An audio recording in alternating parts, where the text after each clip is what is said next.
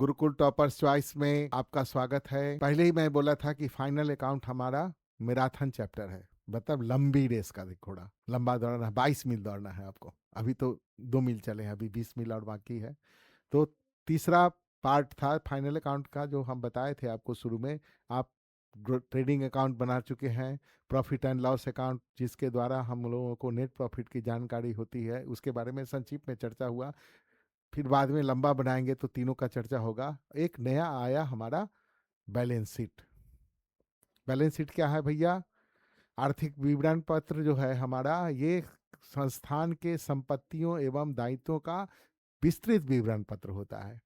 और balance sheet, balance sheet इसका नाम एकदम देखिए सार्थकता कहाँ है। आप लेजर के फॉर्मेट में बनता है, डेबिट क्रेडिट नहीं होता, चूंकि ये स्टेटमेंट होता है। इसके डेबिट इज इक्वल टू होता है क्रेडिट का, अकाउंटिंग इक्वेशन में भी आप पढ़े थे। Debit is equal to credit, जितना संपत्ति होगा उतना दायित्व होगा। और बनाने के क्रम में, पढ़ाने के क्रम में बोला जाता है कि आप यदि फाइनल अकाउंट बनाते हो, ट्रेडिंग प्रॉफिट लॉस अकाउंट और बैलेंस शीट बनाते हो, और बैलेंस शीट के का टोटल दोनों तरफ का इक्वल हो जाता है, मतलब बैलेंस रहता है, बराबर रहता है दोनों तरफ, तो ये मान लिया जाता है कि आपका फाइनल अकाउंट सही है।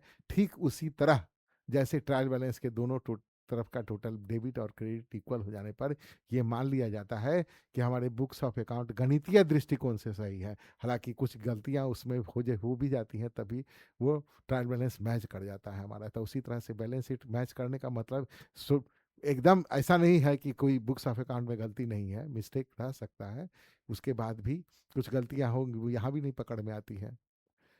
जैसे कंपनसेटिंग एरर यहाँ भी कर दिए बनाने के क्रम में, तो मिल जाएगा टोटल दोनों तरफ का। तो बैलेंस शीट एक्चुअली है क्या? तो बैलेंस शीट क्या है? अब आर्थिक चिट्ठा संपत्तियों एवं दायित्वों का एक विवरण पत्र है, जो कि एक निश्चित तिथि को संस्थान के कुल संपत्तियों एवं कुल दायित्वों का विस्तृत विवरण प्रस्तुत करता है।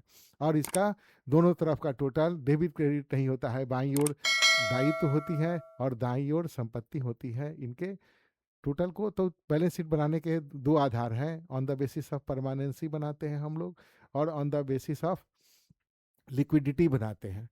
ये जिसको कि मार्शलिंग ऑफ बैलेंस शीट कहा जाता है, मतलब उसी क्रम में बनाए, क्रम में बनाए। लिक्विडिटी में बनाएंगे तो सबसे पहला आइटम हमारा क्या आएगा? कैश इन हैंड आएगा।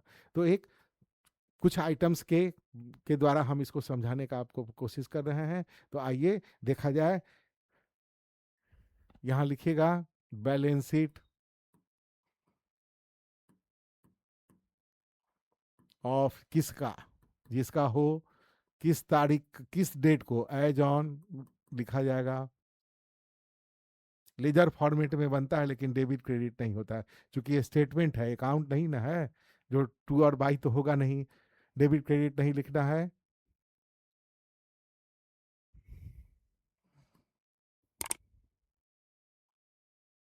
बाई ओर होता है लाइबिलिटीज,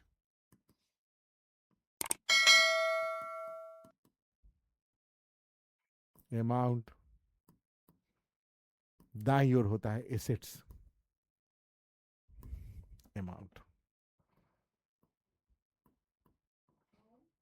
तो देखिए, यदि मान लीजिए on the basis of liquidity बनाया जाए, तो कैश हमारा सबसे लिक्विड होता है, कैश इन हैंड या कैश। उसके बाद दूसरा क्या आएगा? Cash at bank. उसके बाद डेटर्स। उसके बाद स्टॉक। उसके बाद prepaid expenses, representative personal account, prepaid expenses ये आएंगे। उसके बाद यहाँ चलिए, यहाँ आइए। उसके बाद होगा, यदि ये फिक्स एसेट्स की बात की जाए तो उसमें कैश इन हैंड हो गया, कैश एट बैंक हो गया, डेटर्स हो गया, स्टॉक हो गया, जो क्लोजिंग कहलाता है, क्लोजिंग स्टॉक। उसके बाद प्रीपेड एक्सपेंसेस हो गए। उसके बाद आइए machinery, furniture, land and building,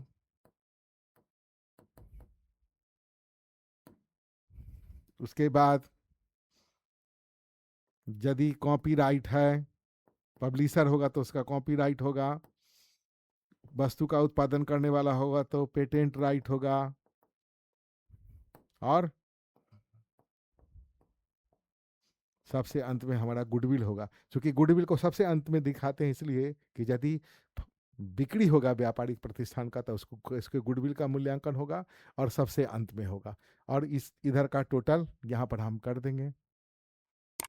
तो ऑन द बेसिस ऑफ एक एग्जाम्पल दिए, बहुत सारे आइटम्स हो सकते हैं इसमें, लेकिन on the basis of liquidity यदि बनाएंगे हम लोग तो हमारा सबसे पहले यही होगा। अब इधर आइए, छूट गया, देखिए बिल्स रिसीवेबल छूट गया जो बराबर हमको आता है बिल्स रिसीवेबल, और अकाउंट रिसीवेबल अलग होता है, अकाउंट रिसीवेबल डेटेबल को कहते हैं।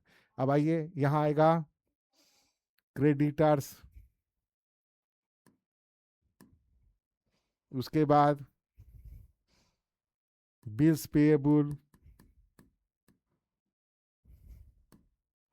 उसके बाद बैंक ओवरड्राफ्ट,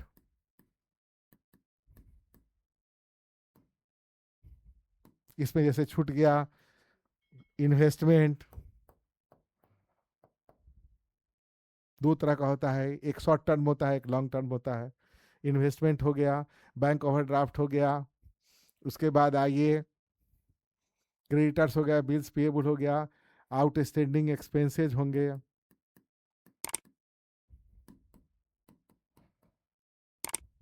आउटस्टैंडिंग एक्सपेंस का मतलब होता क्या है ये समझा जाए।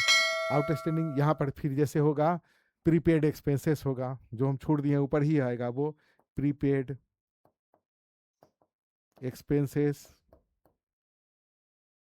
मतलब वैसा खर्चा जो इस अकाउंटिंग ईयर का नहीं है लेकिन इसी साल दे दिए हम लोग। तो चूंकि पीरियड कॉन्सेप्ट होता है अकाउंटिंग का हमारा, तो इसी साल का खर्चा लेकिन हो चुका है तो वो अगले साल का खर्चा है ना, तो इस साल के बुक्स ऑफ अकाउंट से उसको निकाल देते हैं। उसी तरह से आउटस्टैंडिंग एक्सपेंसेस का मतलब होता है वैसा खर्चा जो लेखांकन वर्ष से संबंधित है लेकिन लेखांकन वर्ष में उसका भुगतान नहीं किया गया है, इसलिए वो लायबिलिटी हो जाता है, और ये अगले वर्ष के लिए है इसलिए ये एसेट हो जाता है, प्रीपेड एक्सपेंसेस। आउटस्टैंडिंग एक्सपेंसेस हो गए।